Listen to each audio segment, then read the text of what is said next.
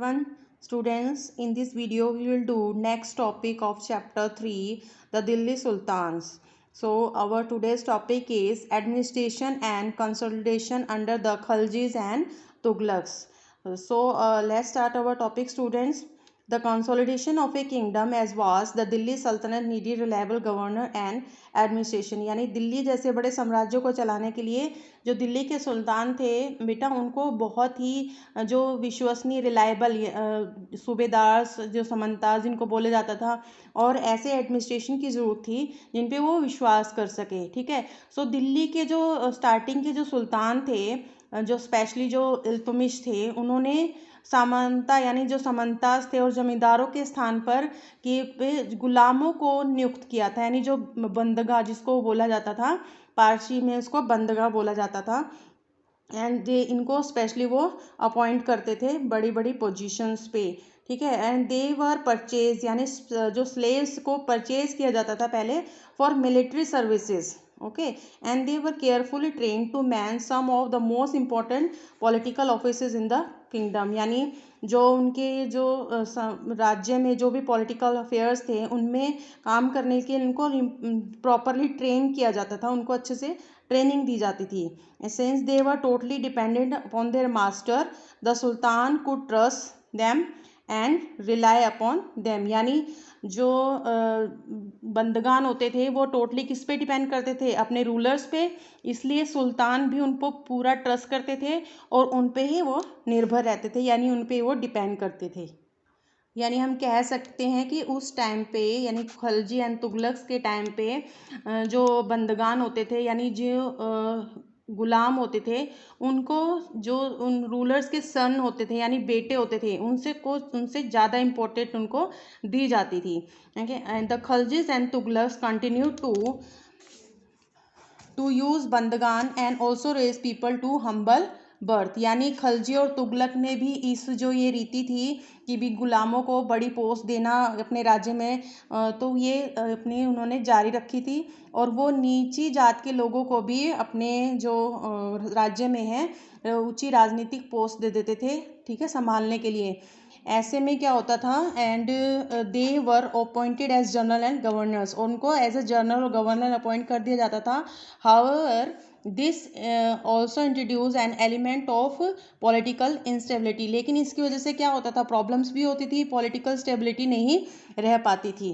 ठीक है. And slaves and clients were loyal to their master and patrons. और जो स्लेव्स और जो नीची जाति के जो लोग होते थे ना, जिनको वो बड़ी पोस्ट देते थे सुल्तान्स, वो अपने जो मालिकों के यानी जो मास्टर यानी जो रूलर्स होते थे उनके प्रति वो बहुत ज़्यादा रिलायबल थे, यानी वफादार थे. लेकिन जो उनके उत्तराधिकारी थे उनके प्रति नहीं थे, यानी जो उनके आने वाले जो मतलब हेयर यानी जो उत्तराधिकारी उनके बाद जो उनके बेटे होते थे, क्योंकि जो नए रूलर्स होते थे उनके अपने ही स्लेव्स होते थे. और इस तरह से जो आपस में पुराने और नए जो स्लेव्स होते थे उनके बीच में कॉन्फ्लिक्ट हो जाते थे. कॉन्फ्लिक्ट मतलब लड़ाइयाँ हो जाती थी. ठीक है. एंड द जो patronage of this humble people of Delhi sultanate also shocked many elite and authors of Persian Tariq criticized the Delhi Sultan for appointing the low and base born to high offices. यानी जो संरक्षक होते थे इनके, वो जो सुल्तान इनको नीचे तबके के लोगों को बड़ी पोस्ट पे दे देते थे. इससे जो कई लोगों को बहुत ज़्यादा शौक लगता था. और जो तारीख लिखते थे, फ़ारसी जो लोग होते थे जो फ़ारसी में तारीख लिखते थे, उन्होंने भी इसको अपने जो उन्होंने हिस्टोरी लिखी जो लिखते थे तारीख, उसमें सुल्तानों की बहुत आलोचना की कि वो कैसे नीचे ख़ानदान के लोगों को कैसे ऊंची पोस्ट पे वो अपने रूल में बिठा देते थे. यानी जो नीचे के एक्सपेक्ट किया जाता था कि जो नीचे के लोग होते हैं उनको इन पोस्ट पे एक्सपेक्ट नहीं कर सकते थे लोग. ठीक है.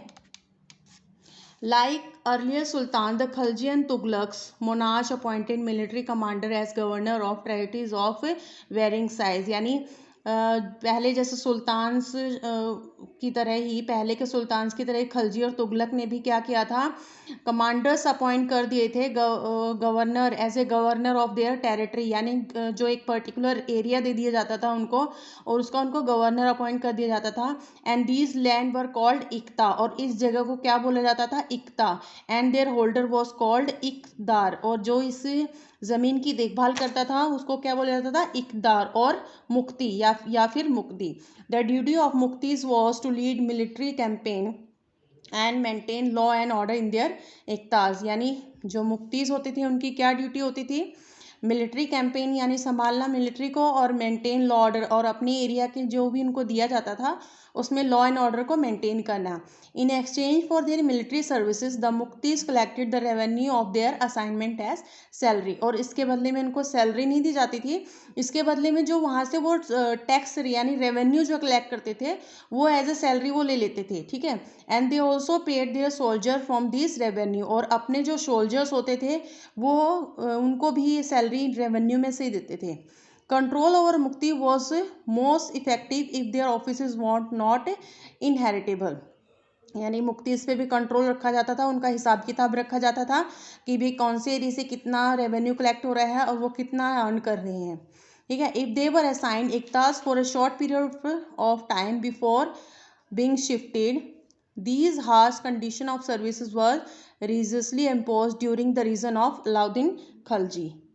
और जो इक्तास जो इनको दिए जाते थे, ये एरिया इनको कम थोड़े थोड़े टाइम के लिए दिए जाते थे, उसके बाद इनका वो ट्रांसफ़र कर दिया जाता था, ठीक है। और जो ये सारी जो ये प्रॉपर ये जो चल रहा था ये सर्विसेज, ये अलाउद्दीन खलजी और मोहम्मद तुगलक के टाइम में भी ये चलता आ रहा था।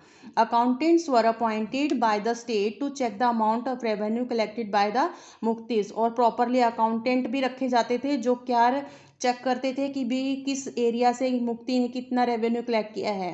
And care was taken that muqti is collected only the taxes prescribed by the state and that he kept the required number of soldiers, और ये भी हिसाब रखा जाता था कि उसने सिर्फ उसी एरिया से कलेक्शन किया है ना जिसने जो उसको दिया गया है, और उसके पास कितने सोल्जर्स हैं जिसको वो सैलरी दे रहे हैं। सो पूरा हिसाब किताब रखा जाता था उनके लेन देन का।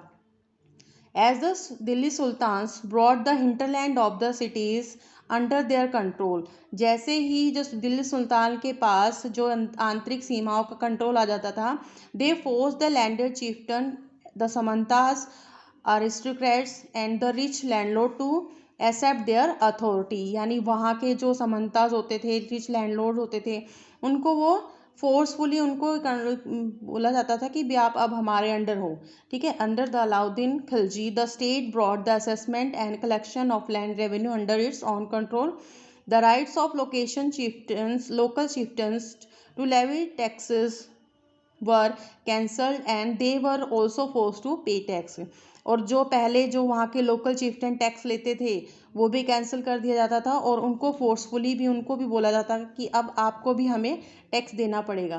The sultans administration measured the land and keep carefully accounts. Some of the old chieftains and landlord serve the sultanate as the revenue collector and the assessor, यानी जो पुराने जो चिफ्टन होते थे, पुराने सामंत या जमींदार जो उसको होते थे, उसको कई बार रेवेन्यू कलेक्टर के रूप में रख लिया जाता था।